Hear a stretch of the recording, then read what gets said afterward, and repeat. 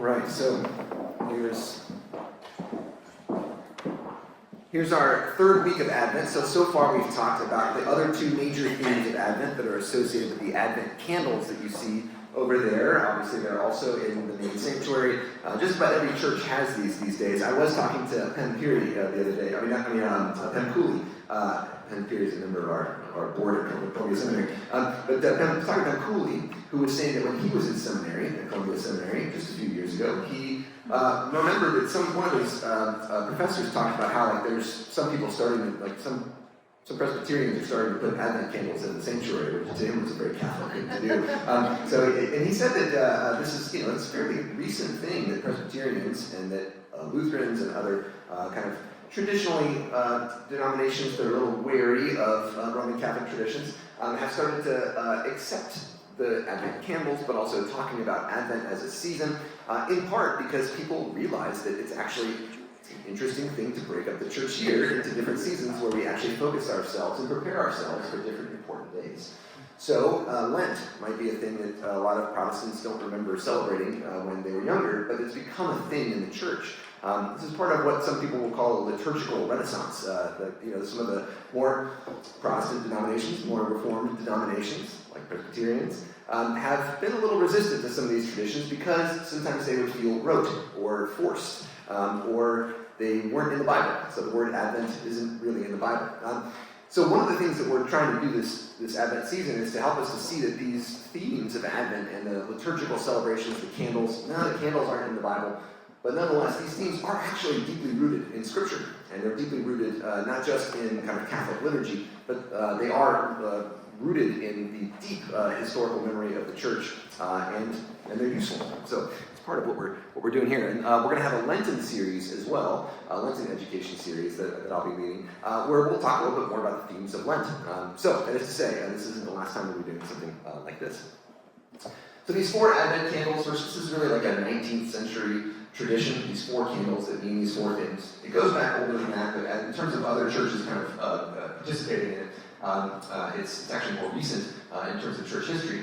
But these 4 themes have been really important in Advent, going all the way back to the early church.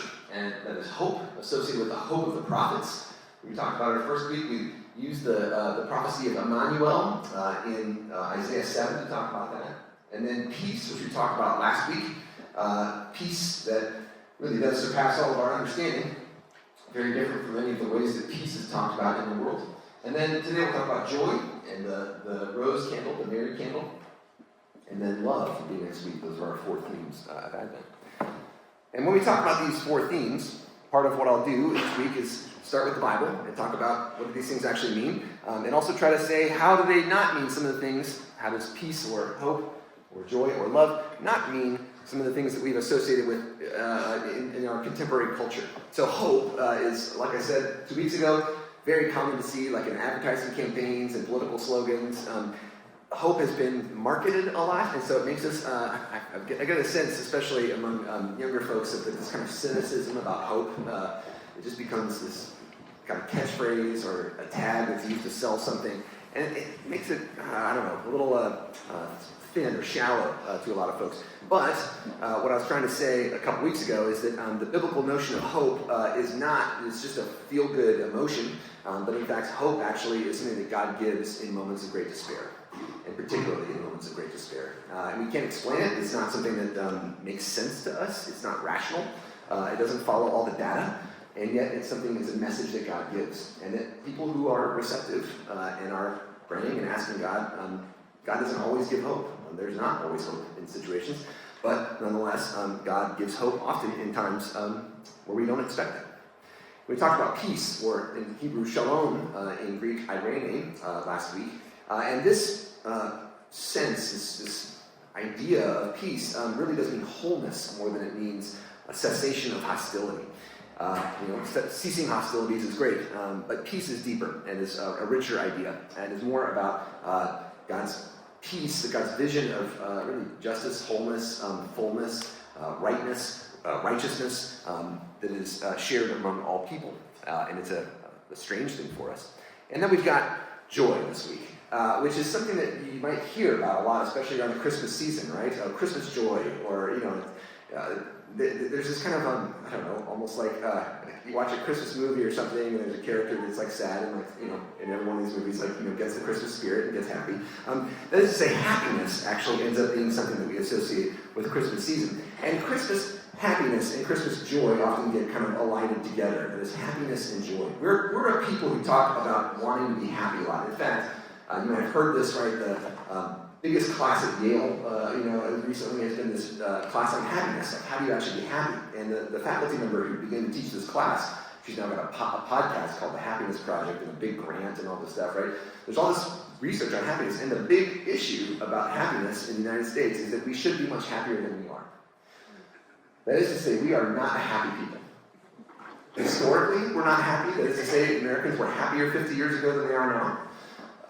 We are not happy globally. That is to say, we are much less happy than many other places around the world that are much less developed economically, that are much less secure militarily, right? I mean, we have a lot of things to worry about, but also we don't have nearly as many things to worry about as many other people around the world who say that they are much happier than we are. This is a paradox. It's a really strange thing. And not only that, we are a people who is attuned to happiness. We have luxuries that 50 years ago would have been unimaginable at our fingertips all the time, right? I mean, I can eat the best food all the time. I can go down the street and get a craft coffee. You know, have like a craft coffee with like fresh Nicaraguan beans, you know, picked from last week and roasted yesterday. You know, 50 years ago, it's not just going to a diner and getting a coffee, right? But as I say, I've got these luxuries around me all the time. I can eat the best chocolate from the best places in Europe. I remember as a kid seeing a Toblerone bar of chocolate, and some people saying, wow, that's really special, because that came from Switzerland. And now it's like, that's not a big deal. Swiss chocolate, who cares, right? We get that all the time. I have too much of it, in fact. I eat too much chocolate all the time. It's too much fine chocolate, right? I have to kind of ration myself with all these like amazing things, right? I can eat rich food whenever I want. I can like go see beautiful movies whenever I want. I can stream them, you know? You ever sit there and be like, I can listen to any song that's ever been recorded, ever in the history of the world, and I don't know what I want to listen to? Like, I have too much good music to listen to, and in fact, you ever sit there and just like scroll Netflix and be like, I can watch all these like, you know, Scorsese movies or whatever, you know, I've got like every Criterion, like, movie at my fingertips, every award-winning Academy Award winner, you know, ever. Well, I don't know what I want to watch, right? I'm kind of overwhelmed by not only just choices, but by happiness, right? And yet it doesn't really make me happy. That is to say, like, actually it makes me a little anxious when I have everything and can do anything I ever wanted. This is the happiness paradox. Like I said, the World Happiness Survey, people are far less happy in 2020 than in 2000. It's not just COVID, it's things like that, right? You can plot this on a graph. This started well before COVID. People in developed countries have been getting less happy. Something is wrong. And richer countries have higher rates of anxiety and depression than poorer ones, and it's just getting worse. Why are people so anxious and depressed? Well, we can come up with little reasons here and there. There are things that are bad, right? I mean, there's concern about the economy, college prices are getting higher, right? You know, like, there's stuff that's wrong that can be fixed. At the same time, we live in a world where, like, I can pull out a phone, right? And I can get any information I want at the moment, right? This is a real new world we're living in, and yet it doesn't bring the kind of happiness that people expected. You look at advertisements from the early 20th century that said, like, you know, in the year 2000, people, I mean, they couldn't even imagine what a cell phone would do today, and that wasn't even, like, the Jetsons weren't using cell phones, right? I mean, they weren't, like, you know, data, little computers in their pockets. They didn't even imagine that. That would have been crazy. I mean, but it doesn't lead to the kind of life the Jetsons have, right? Where the robots doing everything you want, and you get to just have fun. So, there's a researcher I've read and listened to lately, Anna Lemke, and I think she's got some things to share that are really helpful for helping us understand why it is that we're today living in this, I don't know, you might want to call it a happiness paradox. You can find podcasts with her. She's a great speaker. The book is really easy to read. It's written for you can read it in a day, and it's a New York Times bestseller. But her book's called Dopamine Nation, Finding Balance in an Age of Indulgence. It's all about neurotransmitters. So sorry, we're going to get dorky about the brain for a couple of minutes, but I think it's useful and helpful.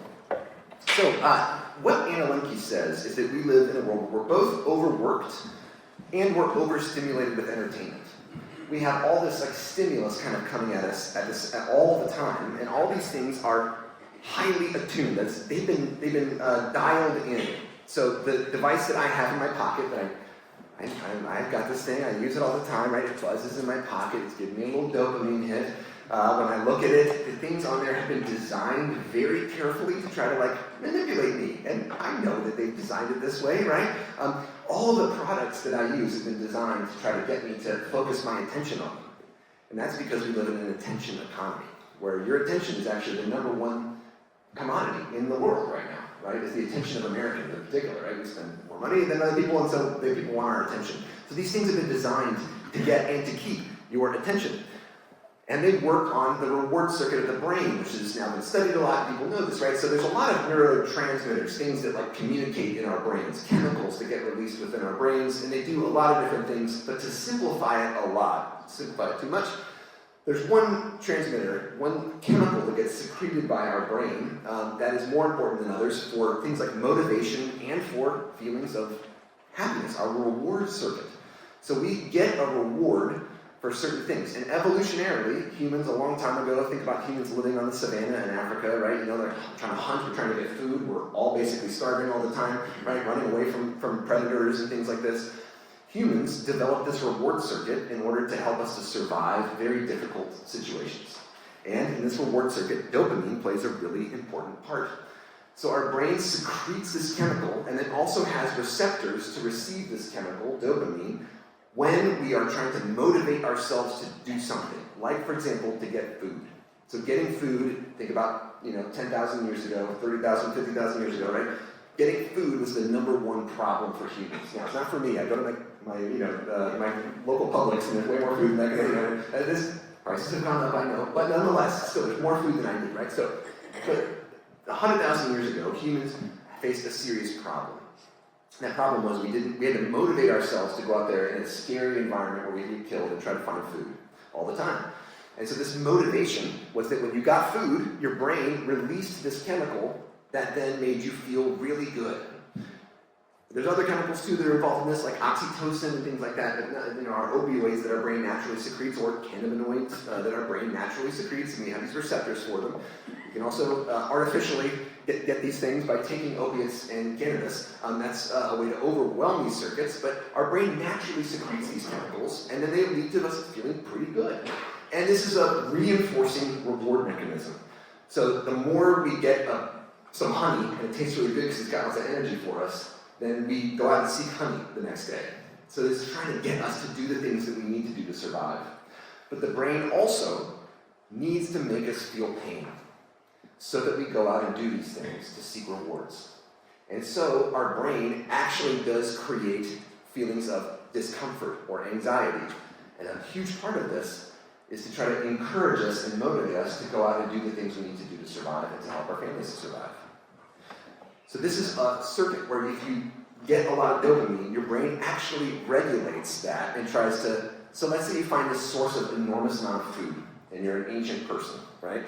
You put it in your cave, you're stashing away this food. Your brain needs to tell you need to go out and actually get more of this stuff because it's going to run out someday, right? So how does it motivate you? All that honey you've got stored in your cave, you found in all these, from all these bees, right? You hoarded it, and now it's going to make you not like the honey as much. So every time you eat that honey, actually, you're less rewarded by it. And your brain is going to self-regulate so that eventually it's going to bring you into kind of a depressed state so that you're I'm going to go out and find something else. This honey is terrible. I hate it now. And then you go out and you find something else. This is a self-regulating mechanism to try to help you survive. And it's built into us. And you still have it, and I still have it. There's nothing we can do to get rid of this. This is the way we are. We've been created this way. So dopamine is not just in human beings, it's in all mammals, and it's in other animals, I think, too, but it is these reward mechanisms, maybe not dopamine chemical, but I know in mammals it's there. So mice, for example, you can train them, and you can actually see, you can dissect their brains and see how much dopamine has come out in certain rewards, has certain rewards from certain stimuli, like chocolate. Chocolate makes you release a huge amount of dopamine. Sex obviously releases a lot of dopamine. You've got to procreate the species. But then also nicotine is even better than sex in terms of releasing dopamine. Cocaine, huge amounts of dopamine release. And amphetamines are actually the most. So amphetamines have this enormous amount of dopamine release. So if you put amphetamines in front of a mouse and you have it push a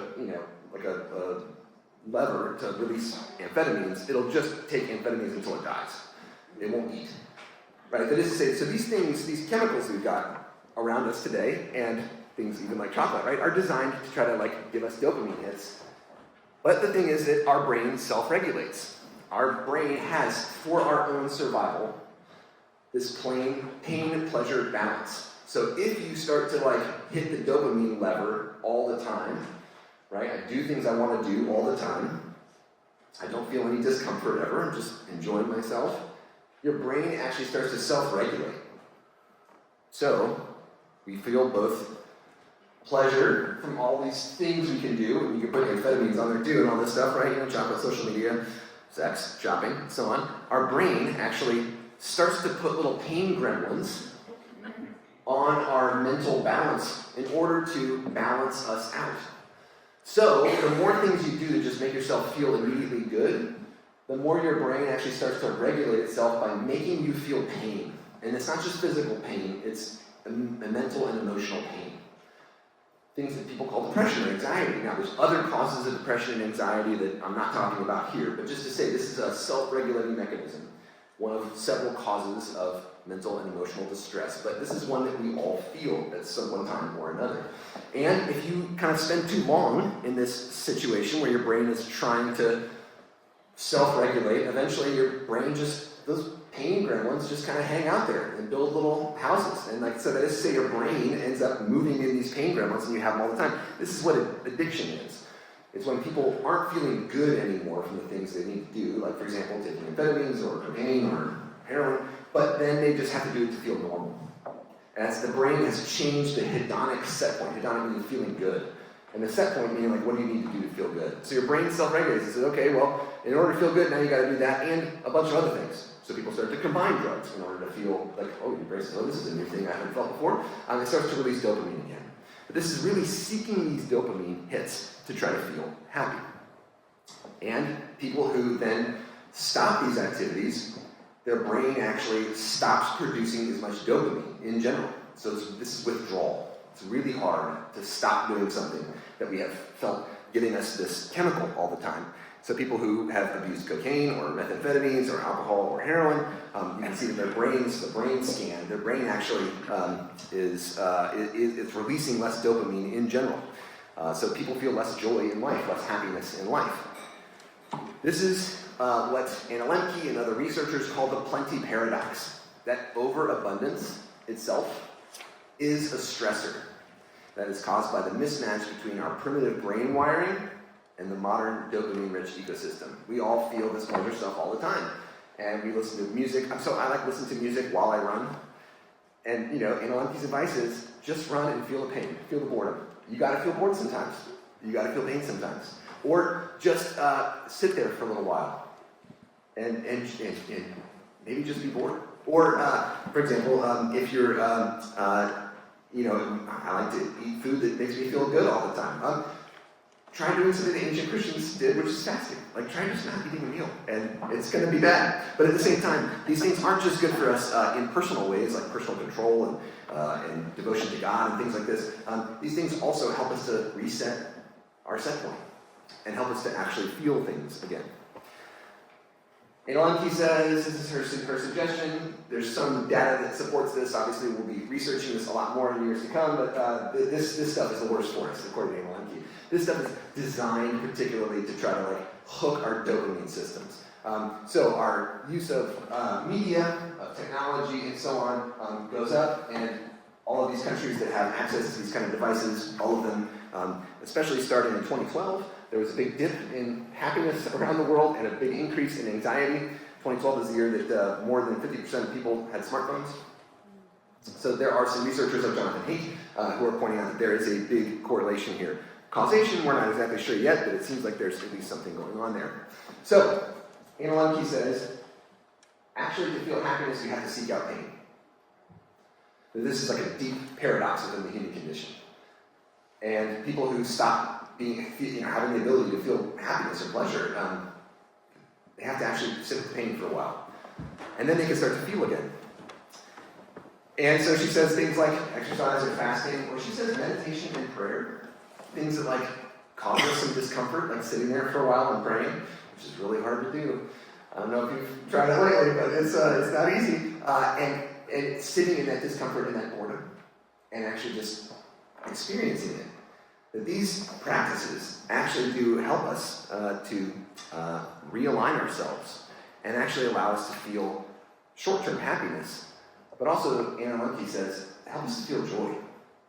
So she points out that joy and happiness are actually different things, right? Happiness is like immediate, like you eat ice cream and you feel happiness. Hopefully sometimes, right? You know, maybe you don't like ice cream, but you know, whatever it is, put your X here, right? Whatever it is, that you have this thing that you like and you feel this kind of short-term pleasure from it, but it's extrinsic, it comes from the outside. And it's short-term. And it doesn't usually last very long, and as soon as you're done with the thing, then you're like done with the happiness.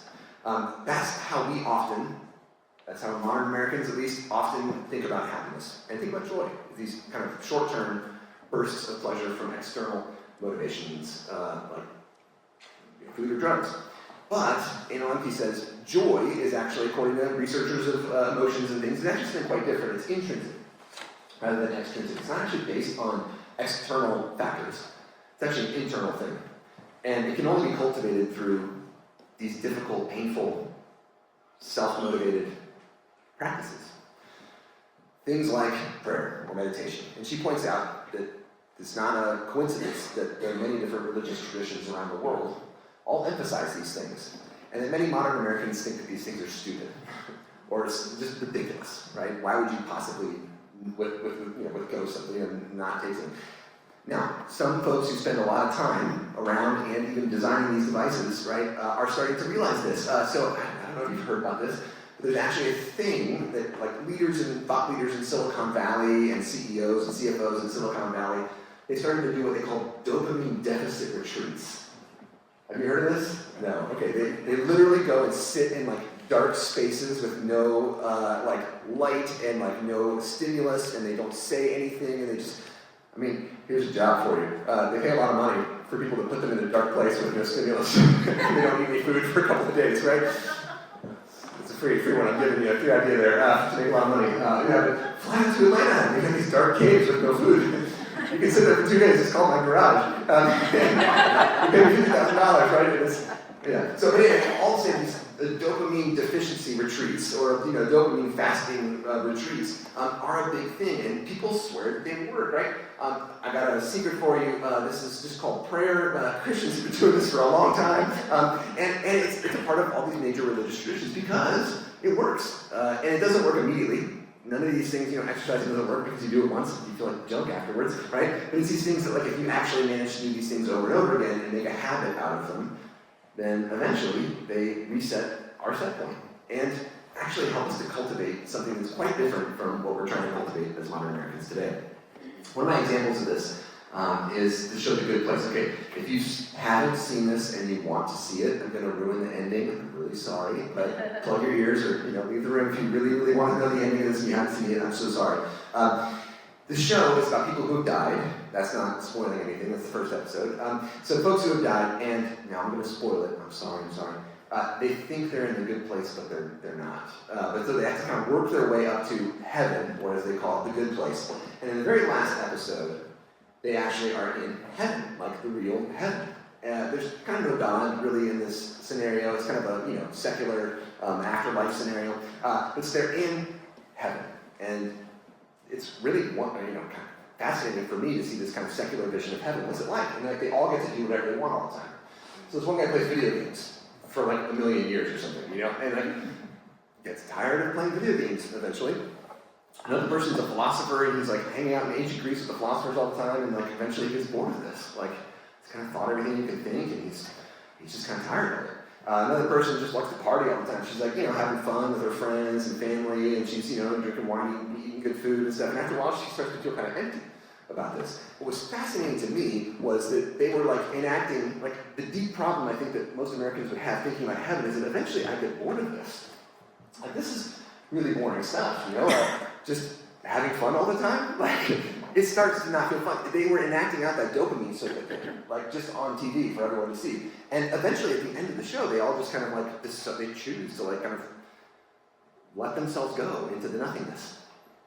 Like they can do whatever they, And to me, it was this like profoundly sad meditation on like But they were imagining that like humans in heaven would still be sucked with these plain pleasure circuits. They weren't imagining outside of that. But also realizing that like they don't know what would bring them real joy, like deep lasting joy that would want they didn't have an idea of God is a big part of the problem of the story, I think. So that is to say that this kind of imagining what is real happiness, what is true lasting joy, how is that different from short-term happiness? This is not a new thing that the Good Place was just starting to wrestle with. We can see this in the Bible. We can see ancient folks had to deal with this. Now, they had very different lives than us. They faced many more difficulties than we do. Most children died in childbirth in the ancient world. Women who had 10 to 12 children during their lives, maybe 2 of them would survive if they were lucky. That is to say, people dealt with grief, and parents write about this in the ancient world. People write poems about their children who have died. They write, this is a common thing that everyone deals with in the ancient world. If they're lucky enough to have any children that survived, they were very fortunate and happy. People dealt with all kinds of pains and troubles that they didn't know how to fix. We had no modern medicine, right? That is to say, people lived short lives that were complicated by grief at every turn. And yet, we read these poems about joy in the Psalms. How is it possible that these people could be happy in the midst of so much, such terrible lack of resources, but also such great pain? And one of the things that I think they realized, that we realized too, is that there were short-term things that, like wine and oil, which is like nice olive oil, and then incense, nice smells, nice tastes, nice smells, nice, and they often used oil as kind of like a perfume, whereas also as like a luxury skin kind of item. So they had this self-pampering. Oil and incense bring joy to the heart. They realized this. These things actually do bring us some happiness and some joy. And the sweetness of a friend is a counsel to the soul. They knew these things, but they also realized that God actually is okay with this kind of thing. Like, eat your food with joy, Ecclesiastes says, drink your wine with a happy heart. God approves of this. This is okay. But also they see that God is the one who gives these things, and recognizing that God is the giver of these things ultimately changes us. So God makes the grass to grow from cattle, the plants for people to cultivate, bringing forth food from the earth, wine that gladdens human hearts, oil to make their faces shine, and bread that sustains their hearts. And we need food, and we need nice things, and they help us a lot, Psalms 104 says. But they also realized this dopamine thing I was telling you about. They knew this. They didn't know the word dopamine. They didn't know that it was a brain neurotransmitter. But they did realize this cycle, that you get too much stuff and you feel bad. The whole book of Ecclesiastes, the first 2 chapters, are about how a king can get anything that king wants, and it doesn't actually lead to lasting happiness. The king can get as much food as he wants, as much wine as he wants. He can have as much sex as he wants, and he'll never feel good. Proverbs tells us this too. He who loves pleasure will become poor. The one who loves wine and oil will never be rich. It's not just about money. It's about richness like of soul and of character. Chasing after pleasures actually does end up hurting us in the long run. And so Psalm 4:7 says, "You have filled my heart with more joy than when grain and new wine abound."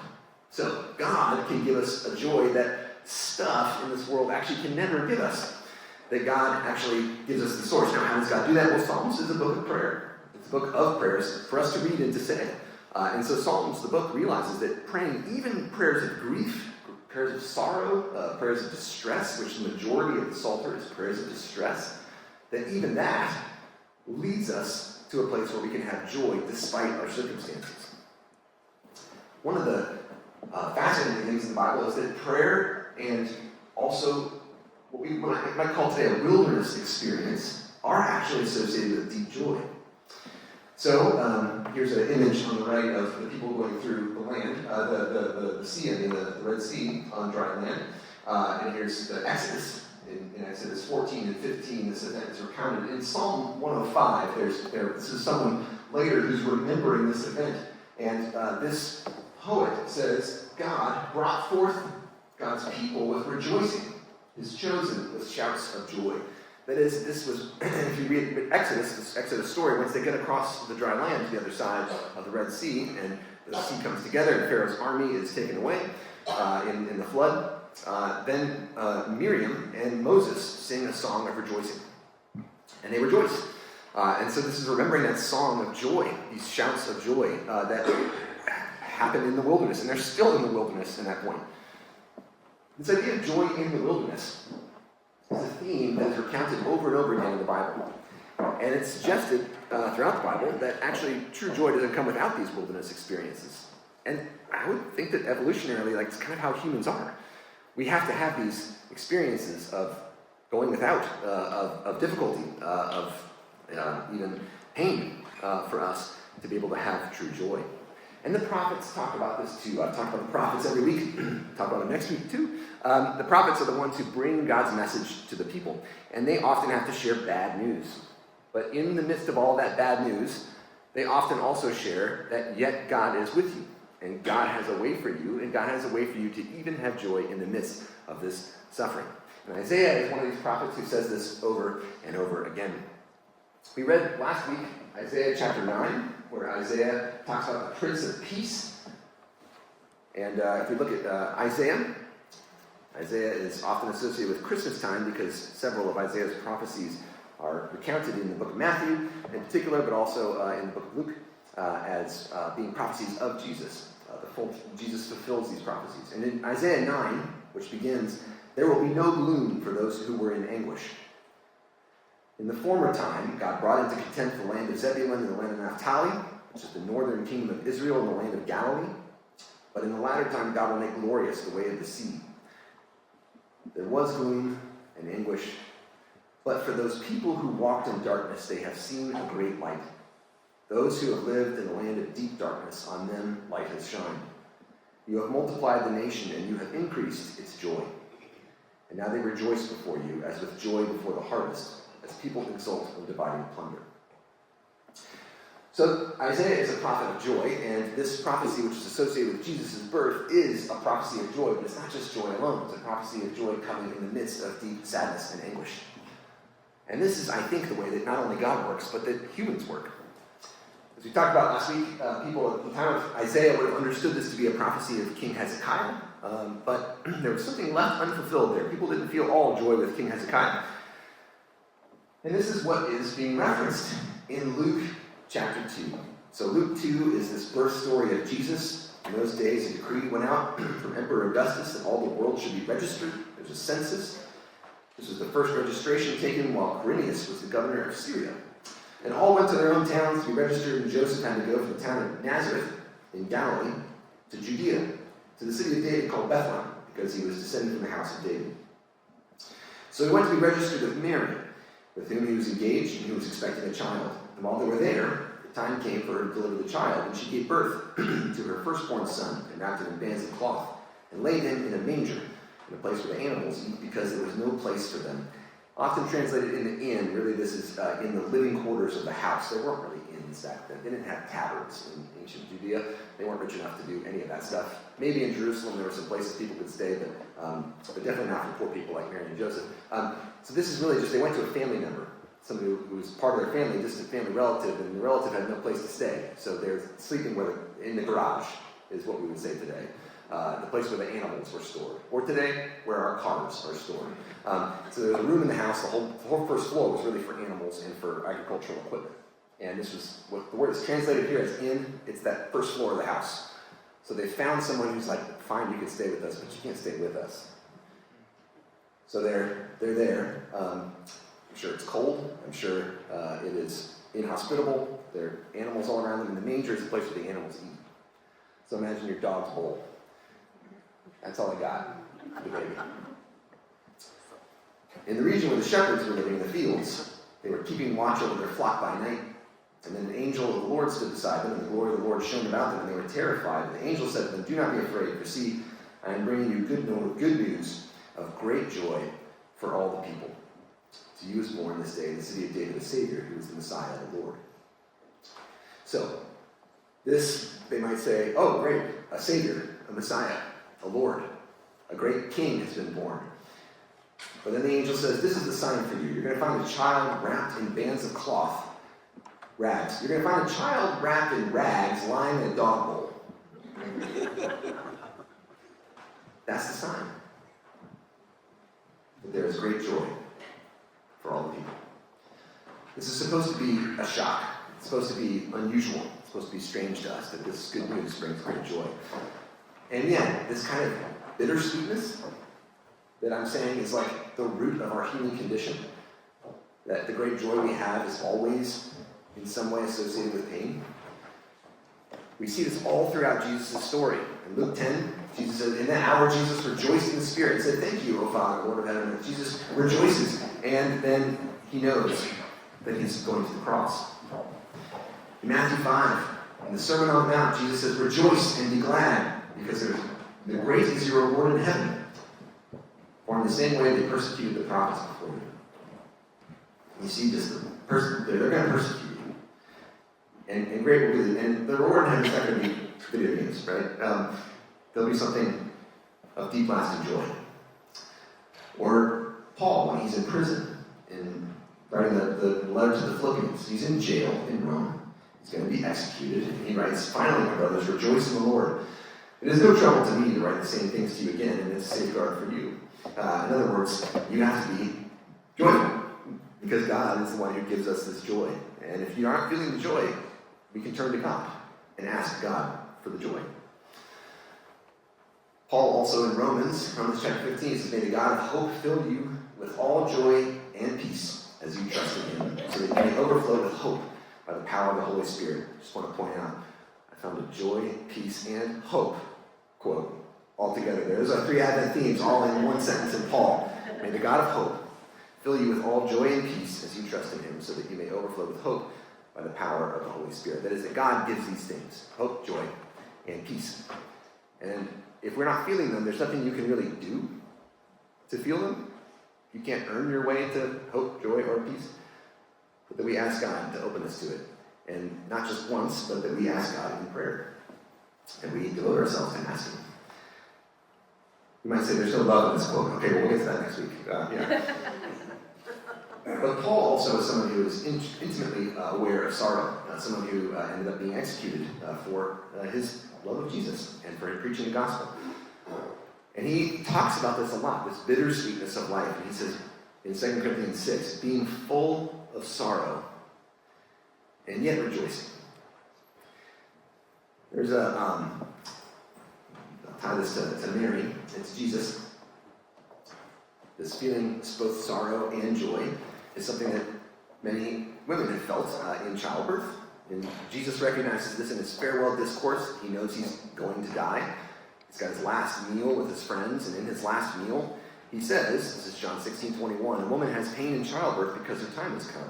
When she brings forth her child, she forgets her anguish because of her joy that a child has been born into the world. Now, I can't speak from my own experience here, but I can speak from the experience of someone who saw a child, 2 children born into the world. And the transition from fear and pain to great joy really is this amazing moment that we imagine Mary felt as well.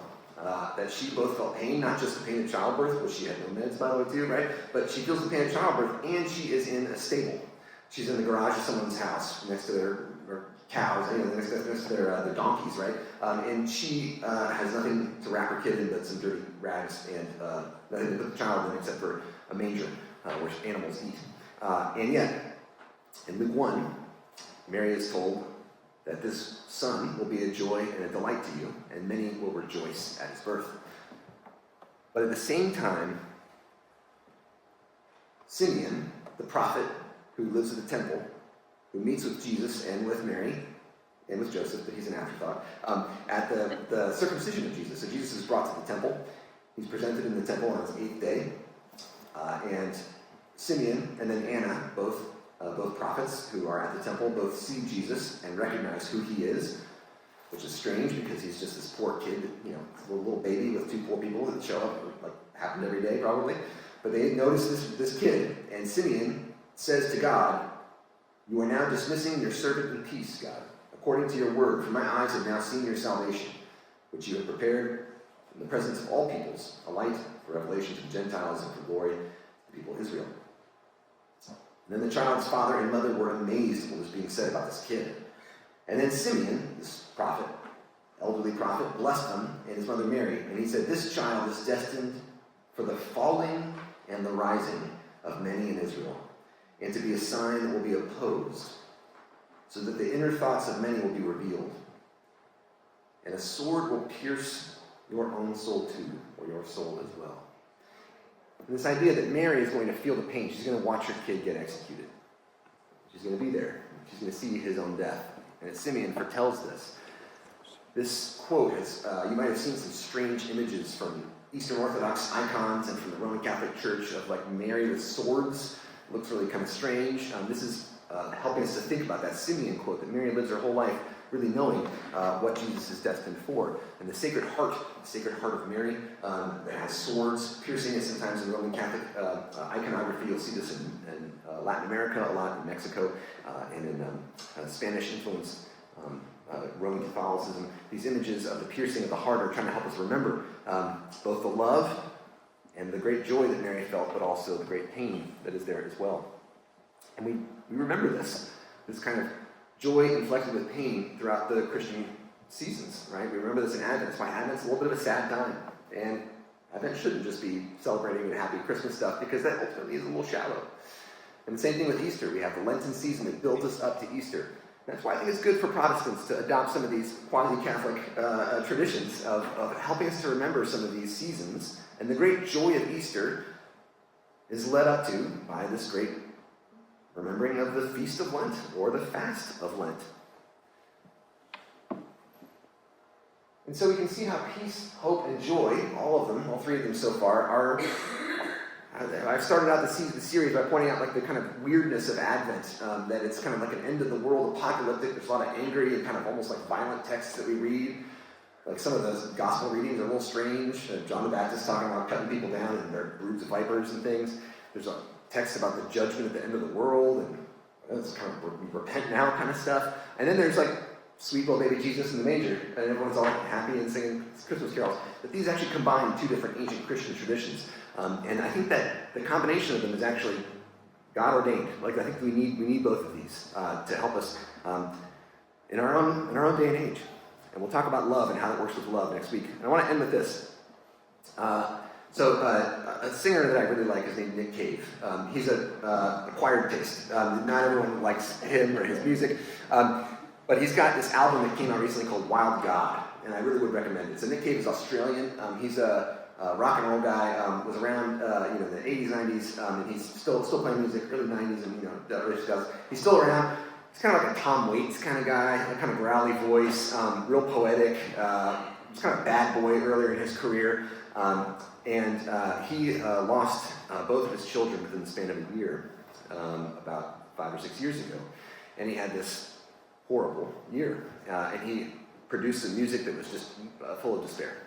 And he was trying to be honest about his life at that time. Recently, he was interviewed by Stephen Colbert on Colbert's evening show, and you can go watch this. So Nick Cave being interviewed by Stephen Colbert. It's an amazing interview where Colbert's just asking him all these questions about what that was like to lose both of his children in a year, and about grief, and about these records that he made that actually do process grief publicly, which is something that we don't do well. Modern folks don't often process grief well in public.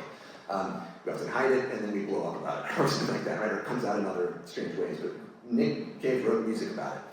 And these albums are difficult to listen to, where he processes the death of his kids. And yet, in his interview, Nick Cave ends up talking about how it is unbelievable to him in the last year or two that he's been able to feel joy again. And he said, if you would have come up to me, he said, if I got in a time machine and went back to myself 5 years ago and said, you'll feel joy, I would have punched myself in the face, that this would have sounded cruel to say at that time.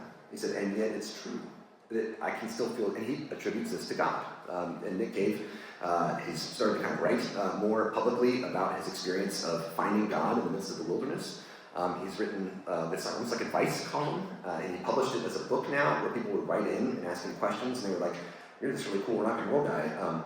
Why are you writing about God? And he'll write this really amazing response. So I highly recommend Nick Cave's writings. He's a beautiful writer and has processed a lot of this through his reclaiming of his Christian faith. And on his album Wild God, there's a song called Joy, where he writes about the death of his children and his finding joy in the middle of the night when he felt like God came to him and was present with him in the midst of his grief.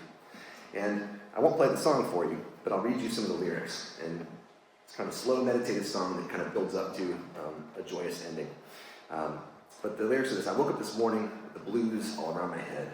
I woke up this morning with the blues all around my head. I felt like someone in my family was dead. And I jumped up like a rabbit and fell down to my knees. And I jumped up like a rabbit and fell down to my knees. I called all around me. And I said, have mercy on me, please. Have mercy on me, please. And over by the window, a voice came low and hollow. Over by the window, a voice came low and hollow, spoke into my pain, into my yearning sorrow, spoke into my pain. Who was it? I cried. What wild ghost has come in agitation? Who is it? I cried. What wild ghost has come in agitation? It's midnight. Why do you disturb me so late? And then I saw a movement. I saw a movement around. I saw a movement around my narrow bed. I saw a movement around my narrow bed, a ghost in giant sneakers, laughing stars around his head. Have mercy on me. Sat down in the narrow bed. This flaming boy who sat down in the narrow bed, this flaming boy said, we've all had too much sorrow. Now is the time for joy. And all across the world they shout angry words. All across the world they shout out their angry words about the end of love. Yet the stars stand above the earth, bright, triumphant metaphors of love. Bright, triumphant metaphors of love. Bind us all who care to stand and look beyond.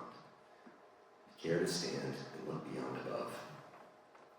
And I jumped up like a rabbit and fell down to my knees. And I jumped up like a rabbit and fell down to my knees. And I called all around me. Said, have mercy on me, please, for joy. And I think that's that feeling that Mary feels.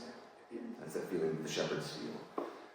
When they finally see that the king has come in rags, laying in a manger. And they jumped up like a rabbit and fell down on their knees. They said, have mercy on me, please, for joy. I'll be around to answer questions after this, and next week, if you want to join me, we'll talk about love. Gracious God, thanks for today. Pray that you be with us. For those of us who are suffering, those of us who are struggling, for those of us who are enduring pain, pray that you would be with us. Give us the focus and attention to seek you. Give us the awareness to perceive you. Help us to see your presence in a baby, in a kid wearing sneakers, in the stars above our heads. Help us to feel the true joy of Christmas that comes from within, and that only comes from you. Amen.